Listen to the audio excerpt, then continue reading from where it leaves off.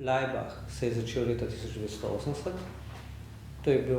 To smo bili vsi iz mojega razreda šole za oblikovanje, s tem, da jaz nimam posluha, tudi nikoli nisem mogel biti del skupine Laibach zaradi tega, recimo.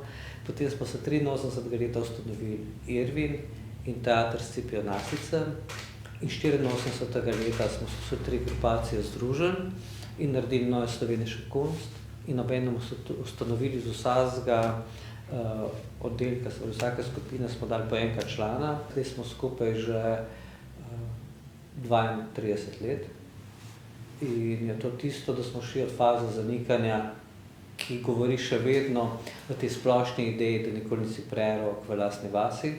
In pač to je nekaj normalnega in tudi mislim, da je to čisto v redu za ego in za to, da se ne razpočiš v prostoru, v katerem živiš.